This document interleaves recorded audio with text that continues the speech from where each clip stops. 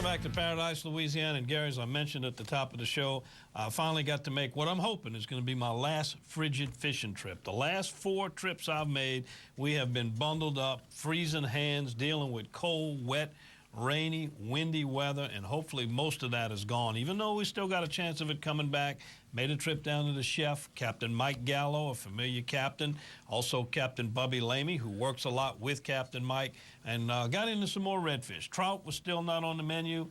It's still been redfishing up until this week, where we started to see a lot more trout showing up. But Bubby and Mike had been working a spot. You know, most of the time we've showed you redfishing, we've been on some deeper canals where the water's been warmer and the redfish have a tendency to congregate. This time we caught a day, at least after the sun came up in the morning, and water started to warm up.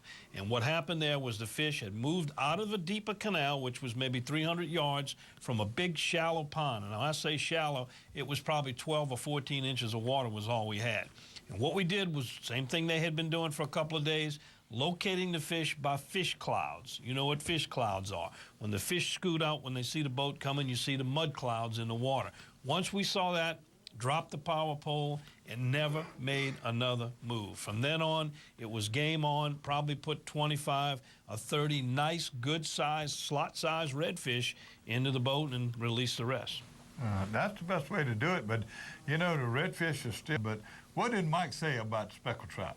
Well, naturally, he's saying what you need to do is wait until you get the right water temperature. You got to catch a tide, look for clean water. And at first, those speckled trout are still going to be up in the interior marshes. That Biloxi Marsh and Chef area, they're going to be holding up in there, that great wall of Chalmette.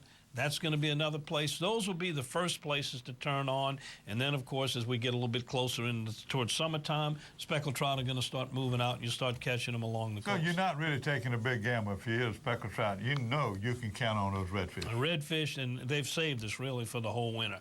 How did we catch them? Well, we're going to show you. We used 3 different methods. They all worked. Here's Captains Bubby Lamey and Captain Mike Gallo of Angling Adventures of Louisiana, fishing a marsh pond off Chef Pass, near New Orleans. They're a little smaller today, First, you got some weight on it. So the story goes, old Norris the Nutria saw a shadow a couple weeks ago, so that means 6 more weeks of winter.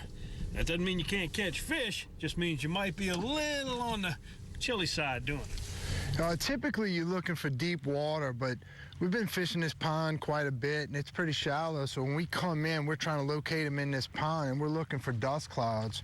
When we ride in, we see the mud boils and stuff, we'll shut down and start casting. And until we pick up one, we'll continue to float. Once we do, drop the hole, and then fish that spot and stay on it. You know, typically right now, most people are looking for deep water, so you can kind of start there, and then as the sun comes up, move to the shallows, because those fish like to go in that shallow water and sit and let the sun sit on them and warm them up. Once you do find them, they stay in that spot, and as many as we catch and release, those fish go and they just sit in that one spot.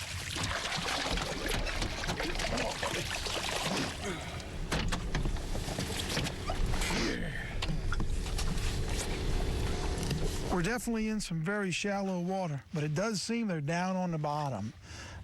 You caught them with a spinner, slow rolling it close to the bottom. I'm fishing basically a plastic worm like a bass fisherman fishes.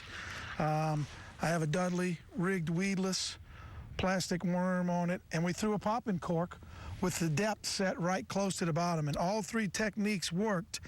I guess the key to it is to find them. Yesterday we hunted around for probably 3 hours before we located a few that were scattered. Today the water temperatures are cooler and they seem to be more bunched up in one area, which has been the pattern when the water temperatures were a little colder.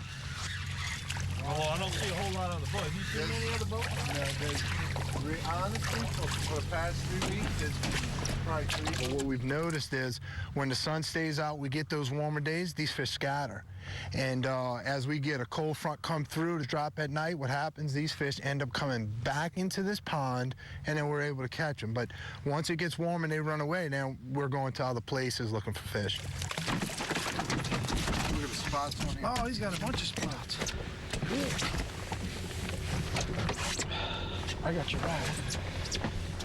Yeah, they're eating well here in the marsh. We're very fortunate in Louisiana to have a lot of good habitat for the redfish, a lot of bait for them to eat. So they grow very quick.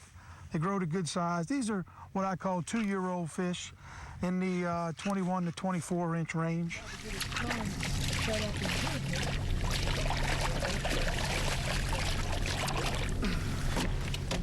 But you know,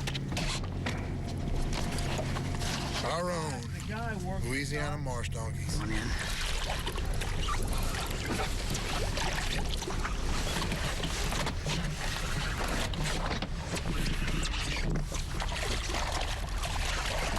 Twins.